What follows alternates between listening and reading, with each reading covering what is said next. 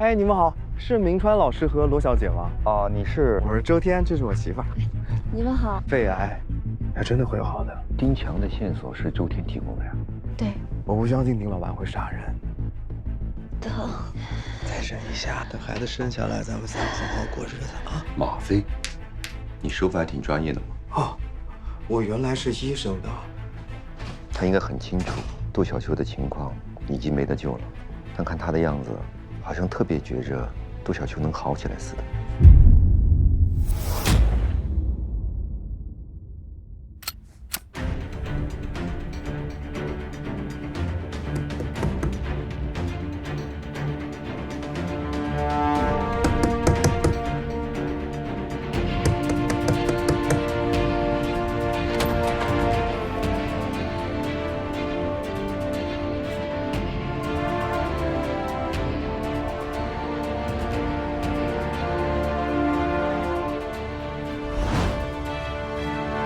进来吧。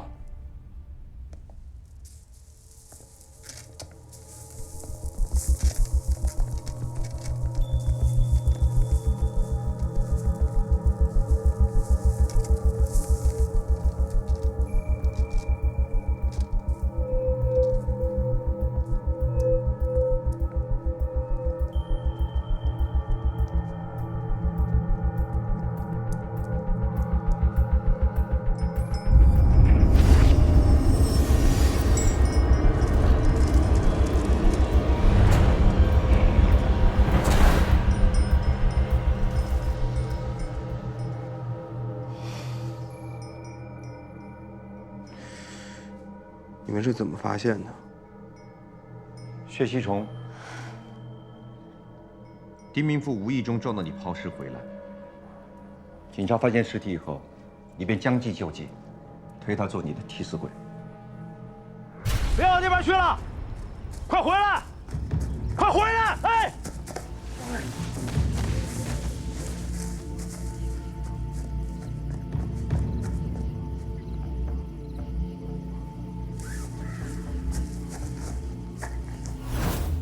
一开始你确实成功了，我们都以为发现抛尸的地方是第一案发现场，那到处都是丁明富留下的痕迹，丁明富也就顺理成章成了你的替罪羊。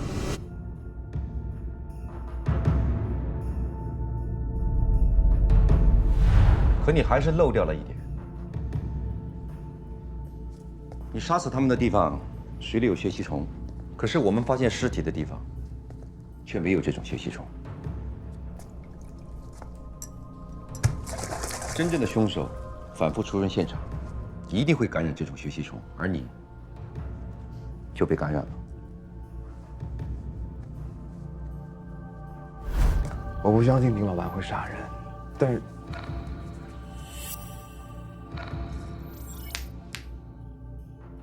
你手法还挺专业的嘛。我原来是医生的，我老婆生病之后我就不干了。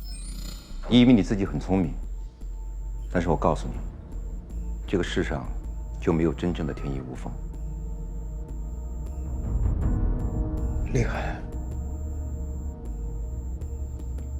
你杀他们是为了报复，因为杜小秋死了，你就报复其他的孕妇。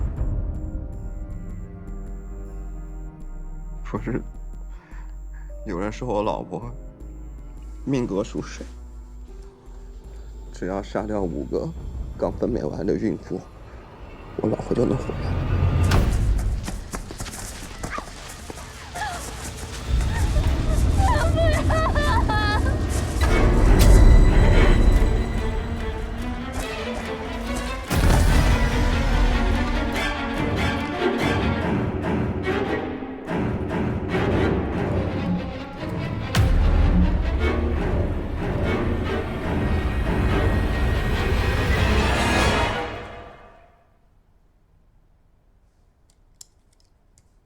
荒谬！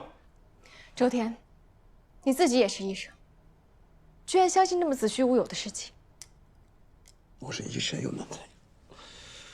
我救了那么多人，但我救不了我老婆。只要能救她，我什么都相信，我什么都可以去做。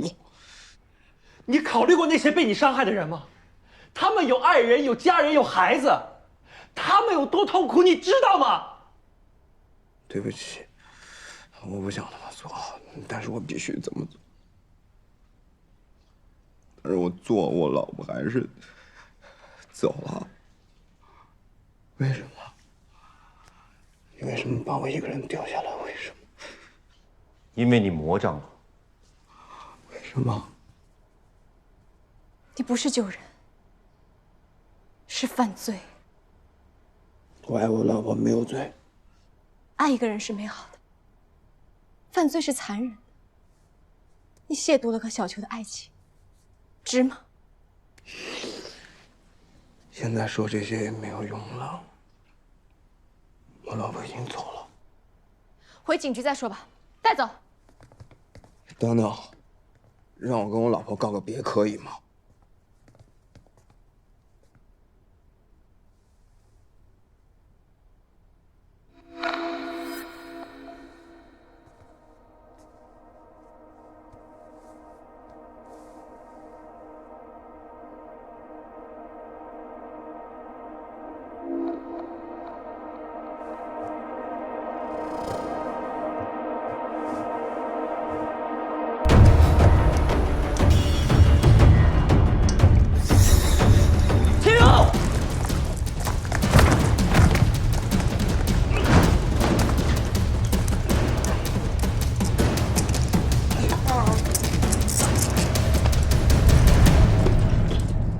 带走。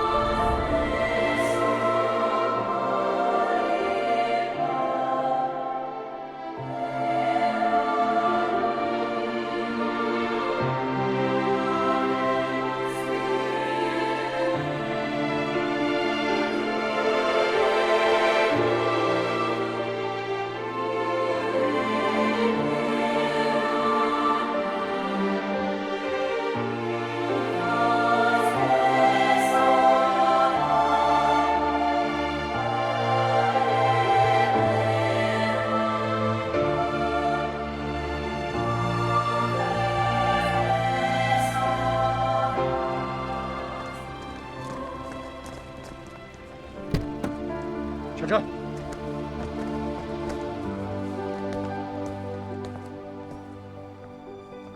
怎么了？云川老师，你说周天对杜小秋的爱情有罪吗？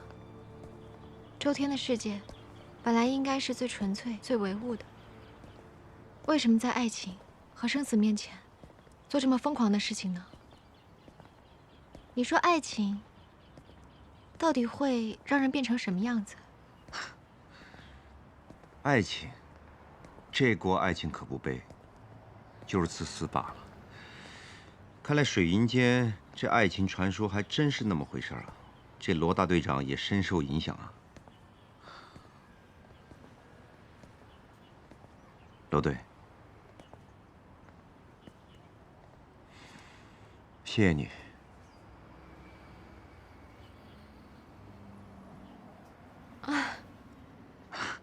不用谢，换做你也会尽全力救我的。以后叫我的名字吧。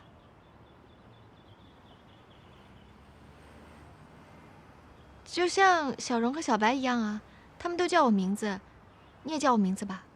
啊，也叫比心姐啊？也行啊，我也不介意。罗比心，比心。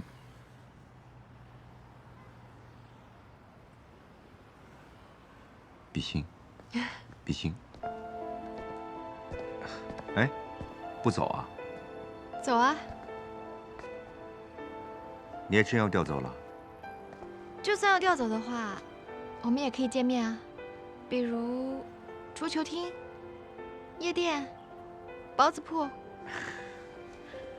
我走了，你会想我吗？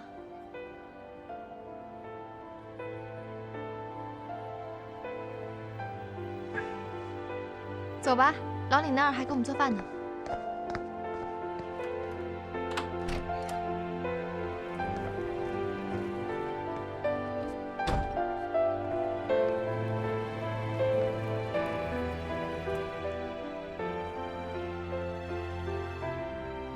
这是我们的人线专家根据目击者的描述产生的嫌疑人的模拟画像，画像出来以后，鉴定中心在犯罪嫌疑人资料库里进行匹配，结果都没有匹配上。比心做出了一个大胆的假设，结果这个人的容貌和我们手中的画像非常的相似。难道在你眼里，杀人是那么随意的事儿？我不觉得人死了以后就可以变成随意处理的标本。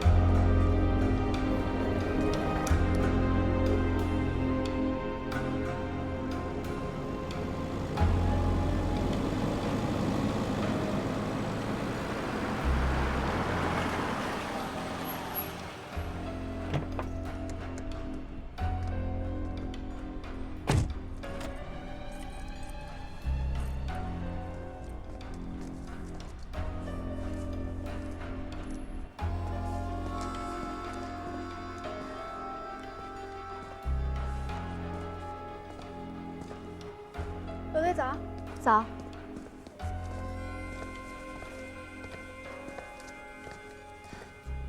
早，罗队。早。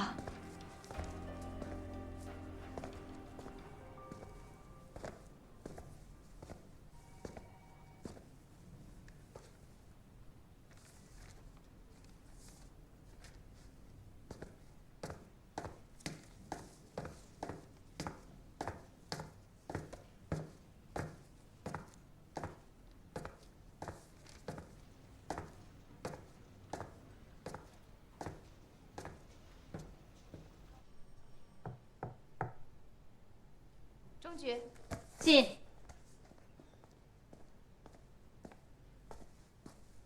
由于情况比较特殊，所以我叫丁队和明川都在。上头决定让你暂缓调回光明市，还在我们这里工作。我不用调走了。这是决定，你看一下。罗队，听你刚才的语气，好像不太想继续跟我们一起工作呀？是不是对谁有意见呢？肯定不是我。不是你。哎，不过你留下来，丁老怪不一定高兴，他可盯着你这郑队长的位置好久了。我不高兴，但我肯定有人特别。罗队留下，我是高兴。我俩搭档这几个月破的案子，比跟你搭档几年的都多。钟局，你看这怎么说话呢？欢迎留下。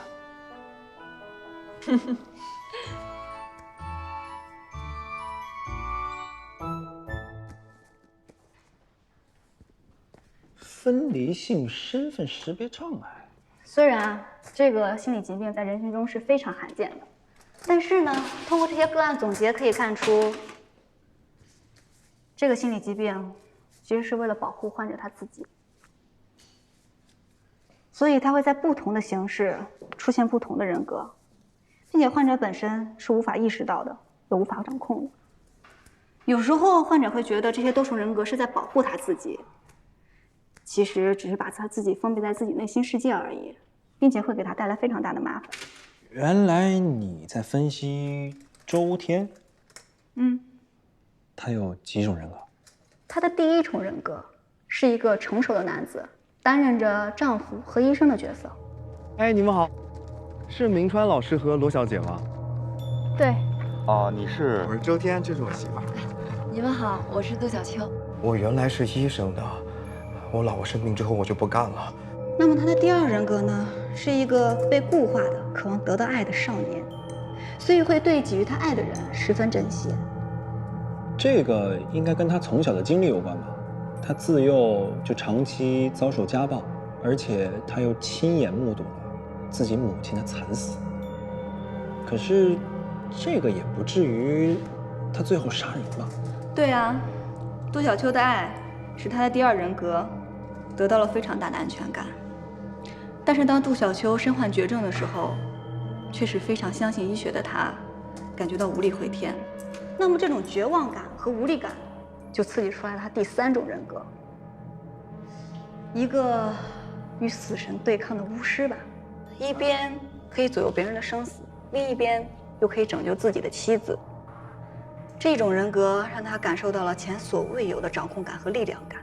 可是他正常的一面不会在这个时候出来告诉他一切都是假的吗？多重人格呢，是不一样形式的，并且它会是独立存在的，基本上是不会沟通，甚至还觉得自己不单是一重人格，更是一个真实而存在的人。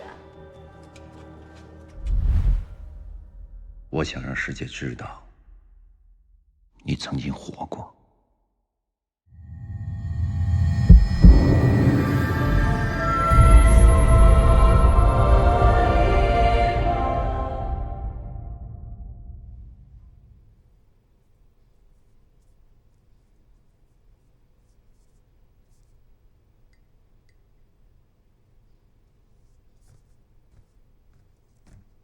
老丁，啊，我得连夜去趟城里。好。周天儿，啊，来看看我写的什么。你在抄佛经？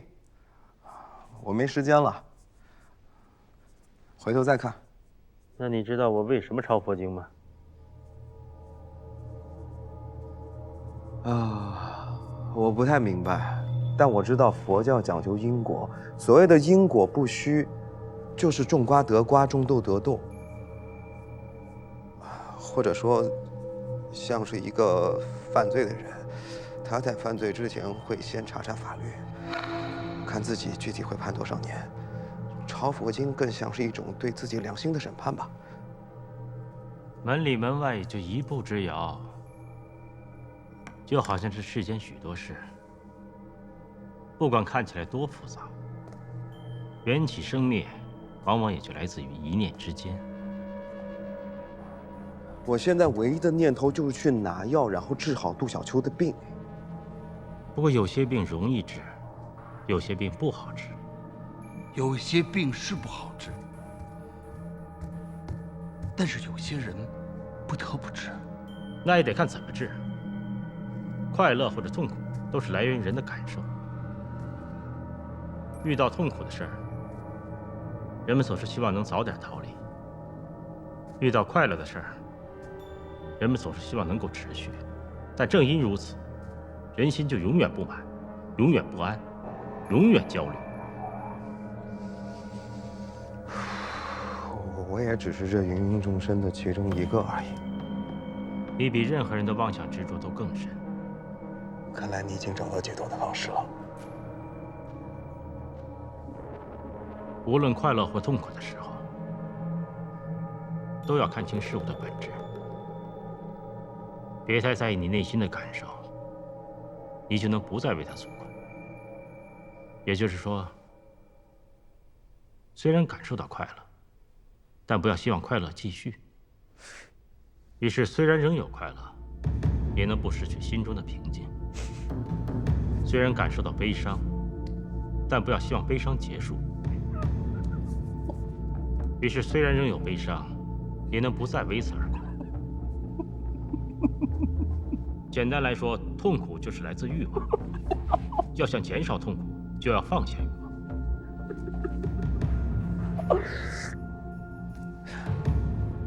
你每天抄经礼佛是为什么？啊？难道解脱的欲望就不是欲望了吗？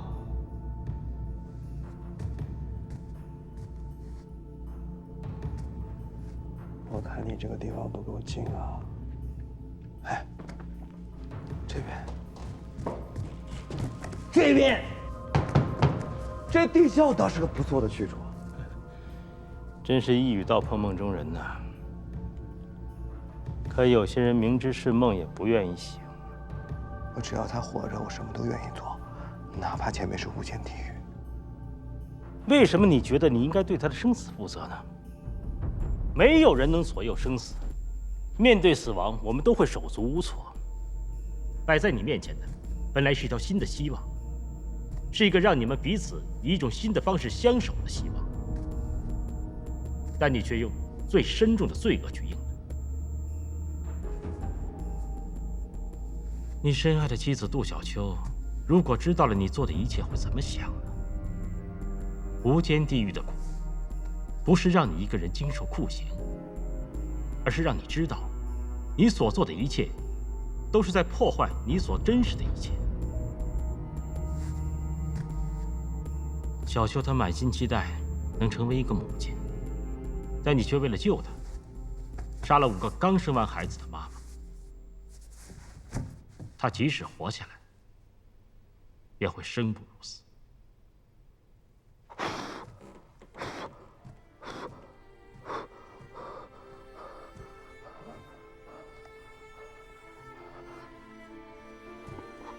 这是我们最后一次见面了。你以后不能留在我的梦里了。为什么？因为你杀了人。我想让你活着。不杀人就不能活吗？我没有你，我活不了啊。那你想过那些被你杀死的人吗？他们就不想活着吗？我有想，我每天都在想。那些孩子呢？你让他们成了没有妈的孩子，你有没有想过，就是因为你做了这些，所以咱们的孩子没了？这都是报应。报应到了咱们孩子身上。报应。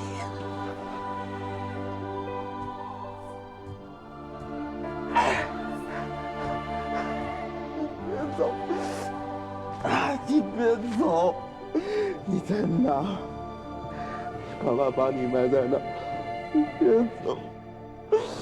别走！你爸爸把你留在哪儿？我想让世界知道，你曾经活过。主持人，我女朋友怀孕了，我并不想娶她。他就是个王八蛋。他不是个好人。我跟他结婚了20年，现在一无所有，我应该怎么办啊？这么多年他就没对我好过，以为我真傻吗？主任，爸妈打我，我又应该离家出走了。主持人，我想跟刚才那个小姑娘说一句，好好跟爸妈谈谈，要是还打你，长大了打回去。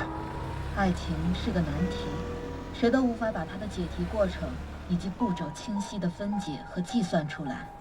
爱情就是不会让你轻易驾驭它，给你这个模糊的样子，让你在它的圈套里若苦若甜，若酸若辣。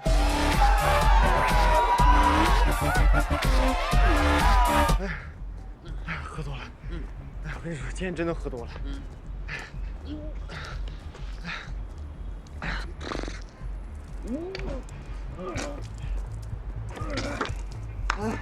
喝多了吧？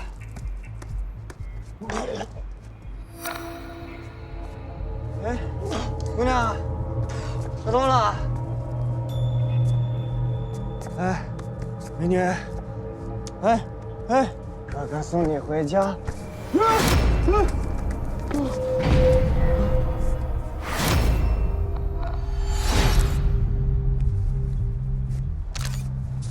华荣，你师傅什么时候到了？我师傅，丁队，他跟米欣姐去帮贾局做巡讲了，你忘了？不会今天是星期三吧？那您觉得呢？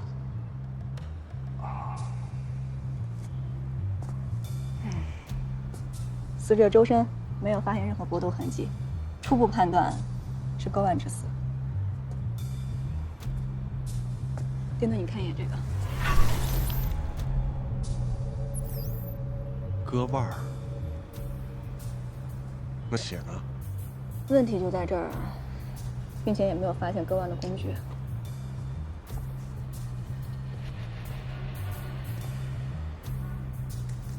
哎，丁队，这2个报案人是来夜店玩的客人，吓傻了，话也说不利索，要不要先带回局里审一审？不用，录个笔录，把他们放了吧。为什么？女孩不是在这儿死的。啊？葛平，女，28岁，是咱们新闻综合频道的记者，抛尸时间是在深夜，并且在巷子里，目前没有找到新的目击者。通过我们的走访下来，发现葛平的人际交往还行，没有任何人和他结过怨。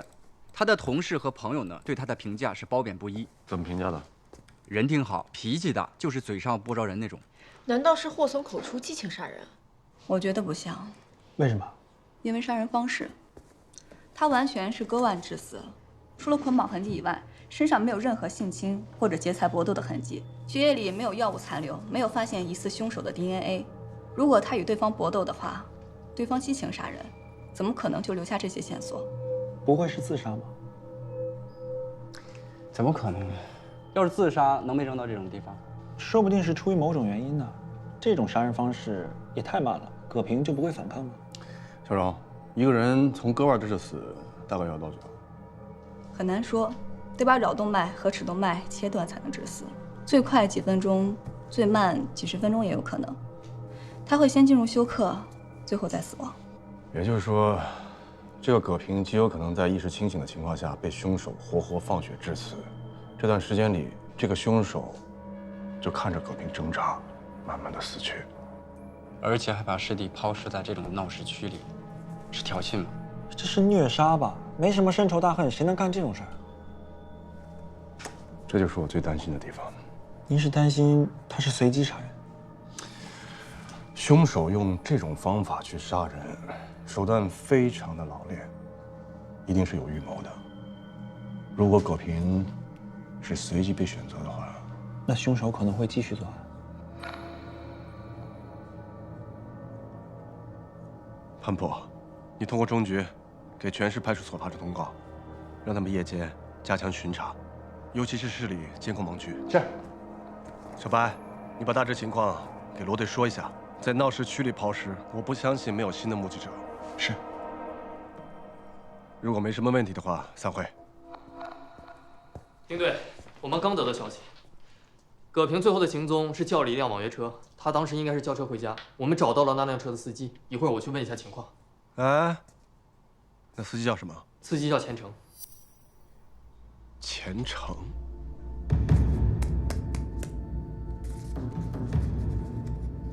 脸怎么了？啊，让我娘把我给抓了。别紧张，又不是第一次来，来出去。不，戒了，戒了。怎么？烟是你家猫让你戒的呀？哦，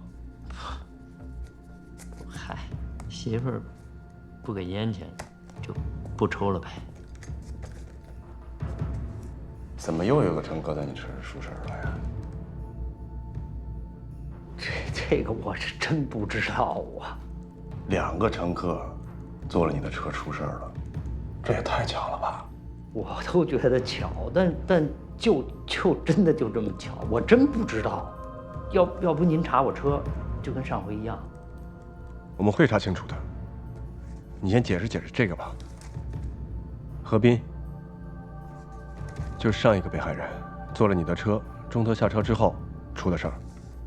这个葛平，就是现在的被害人，也是中途下的车，下车之后就出事儿了，太巧了吧？哎，我说你知道前因后果吗？你就在这跟我瞎掰扯，你以为你是谁呀？停车！我哪知道这是你写的呀？这跟是不是我写的没关系好吗？赶紧停车！不是，小姐，您听我跟你解释。你解释什么呀？甭解释了，赶紧停！行，我靠边，我靠边。什么报道？就之前那个报道嘛，就是有一个开杂货店的男的家暴嘛，把他媳妇儿打得住院了。就因为这事儿吵起来了。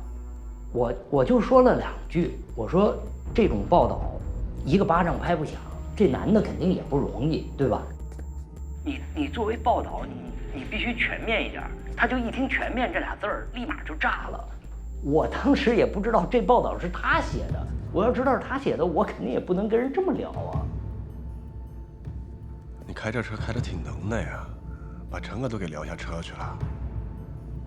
嗨，我这就不善于跟人沟通，之前也不愉快，但没人下车。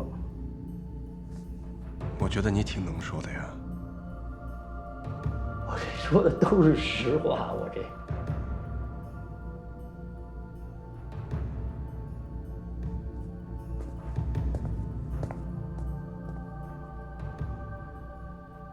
丁队，我看钱程这窝囊样，不像是凶手，他还连杀2个人。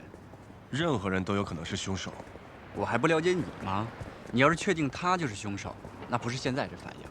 可现在问题就是，咱们没有确实的证据。胡曼，查怎么样了？车上痕迹比较复杂，不过跟之前检测差不多，完全没有凶杀搏斗的痕迹。难不成真是凑巧了，2个人都坐他车？葛平下车的地点离他自己家还有好几公里远，而且他下车之后没有用 APP 叫车。如果钱程没有撒谎的话，那只有2种可能性：要么葛平叫辆普通出租车回家了，要么他的遇害地点就在下车点附近。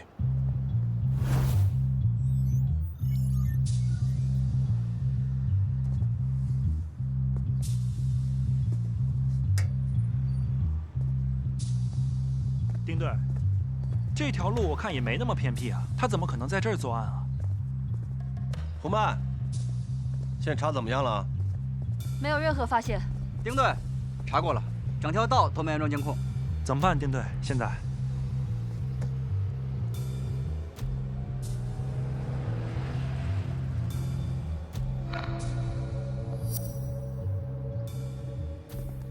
好像有点印象。您再仔细回忆一下。好像，确实是一男一女，在这辆车旁边吵架。当时天色比较晚，脸和车我就没太注意。那你还记得这女的后来去哪儿了吗？我光忙着做我的生意去了，就往那边看了一眼，没太注意。但是像出点小事故，在路边也是常见的事儿。等我忙活完了，回头再一看，人影都没了。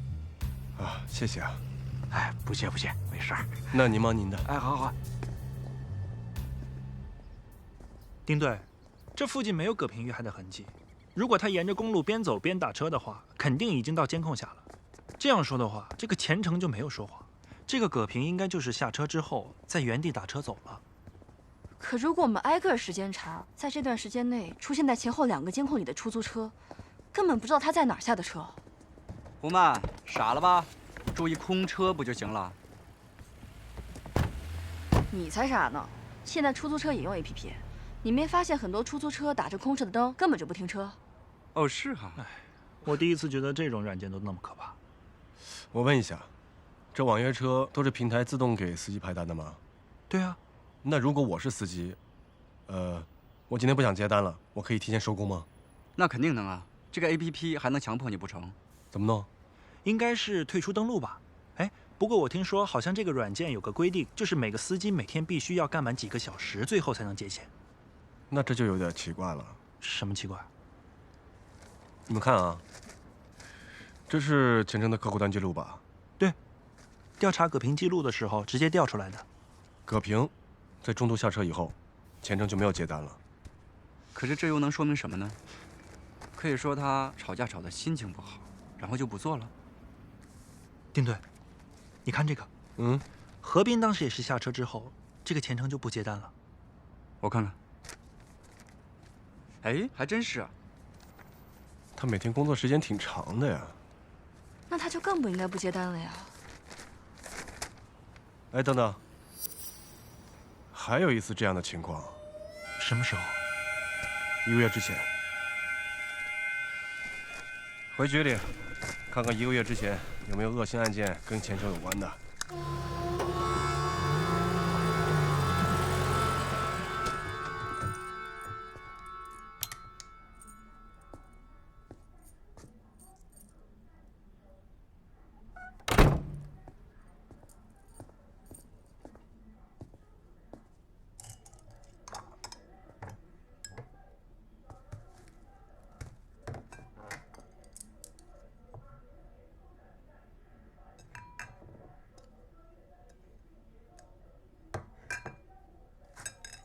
师礼，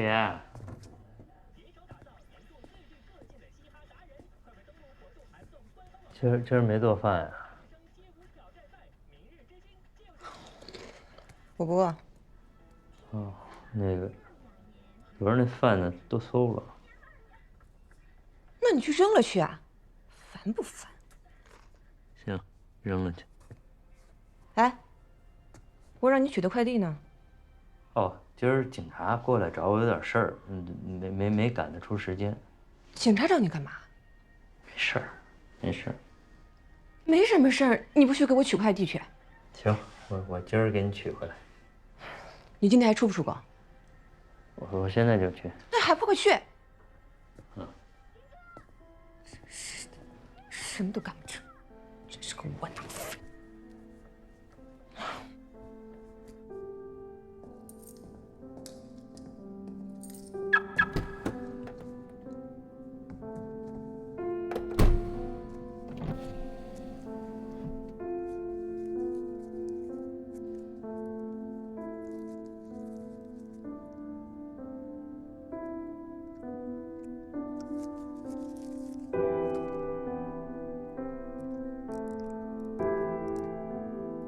罗先生，他都这样了，你还守着他干嘛呀？你是嫌绿帽子戴的不够多吗？当断则断，这是我给你的建议。我们接下一位听众的电话。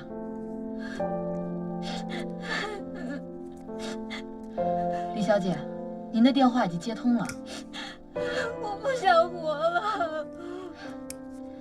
李小姐，您冷静一下，跟我们分享一下你的故事吗？我这么痛苦，在你看来就是一个故事吗？嗨，每天打来电话的人，有一多半都是要死要活的，可谁真有那个勇气？大部分人都是遇到了感情问题。李小姐，你也不例外吧？我真的已经尽力了，可他还是不爱我。李小姐，爱是不可以勉强的。我们节目里反复谈过这个话题。可是我为他付出了那么多，他不工作，我上班赚钱养他，我什么都听他的。可最近我发现，他对我越来越没兴趣。那天我提前下班回家，他居然把别的人带到车里了。丁队，1个月期间总共就这么3起。这个是聚众赌博，吵起来杀人，人赃俱获，事实很清楚，应该跟前程没什么关系。其他2个呢？2个就是意外，这个是下公交车的时候不小心摔在栏杆上，脖子卡住了。要真说可能有问题的，就是这个了。哦，跳江那个。当时怎么判断是自杀来着？在他家发现了他亲笔遗书，并且尸检除了溺水没有其他异常，对吧，小罗？是的。这个案子我记得，当时我和小黄就在现场，他不可能打车。为什么不能打车？他家就住在江边。丁队，这是当时光明市发来的案情通报，你看看。没错啊，丁队，是我们这儿的案子。受害人叫金晶，是个护士。这个前程当时我们就找来问过了，他说是他接的这个长途单，把金晶送回来，但是受害人中途就下车了。也下车了？你们的2起案子，受害人也在中途下车了？不对，你们没有找到证据指向前程吗？非但没有，还找了个证据证明不是他。法医在金晶的指甲缝里找到了一些血迹、破碎的皮肤，还有这个纤维，应该是受害人在反抗过程中抓伤了凶手所留下来的。DNA 匹配了吗？匹配了，不是前程。这3起案子一定有关联，应该是1起连环杀人案。3个被害者都上了前程的车，而且都在中途下车，这个前程一定有问题。前程的确跟他们有过接触，但是除此之外，3个受害人无论从职业、社交圈和受害方式，通通都不一样。一般来说，连环杀人案的凶手行凶方式一定具有统一性，但是他们身上完全没有统一性。可是丁队，你别忘了，这个凶手在杀葛平的时候，在现场没有留下任何证据，可他杀金晶的时候，却在现场留下了 DNA。犯罪手法上来看，天差地别啊。或者是有好几个凶手，都跟前程有某种关联。应该是成长型凶手。从金晶到葛平，凶手的作案方式不断升级，所以在杀金晶的时候留下了最多物证。这也是为什么公队你即便拿到了 DNA， 也匹配不到人，因为他根本就是个初犯。我们之前一直都想错了，我们以为他是个老手，结果他比老手更恐怖。这就是个疯子。哎，那前程呢？前程应该跟凶手是同伙。在前边，保持警惕，不要让他发现我们。放心吧。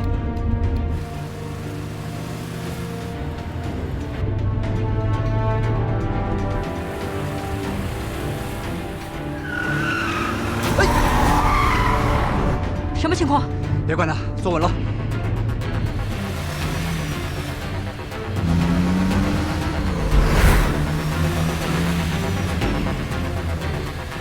有情况。跟了他好几天了，之前一切正常，但是这次我们发现一个女乘客在行车过程中下了车。据这个女乘客讲，他们在行车中发生了争执，但只是单纯的争执。前程整个过程并没有危险举动。他上来就问我是做什么的，我跟他说我是做微商的，他突然跟我来个假货，你说我能不火大吗？那他在跟你争执过程中，有没有对你做什么危险举动啊？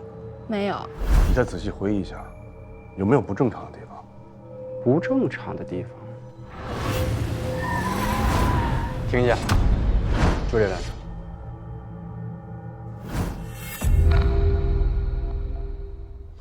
我们之前假设，被害人在下了前程的车以后，打了一辆普通的出租车离开，或者就在附近遇难。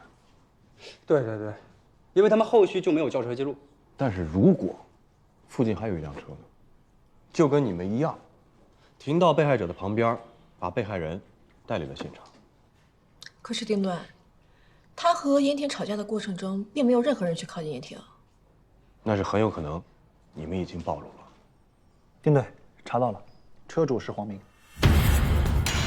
应该是1起连环杀人案，3个被害者都上了前程的车，而且都在中途下车。停车！这神经病！我这是不善于跟人沟通。前程应该跟凶手是同伙。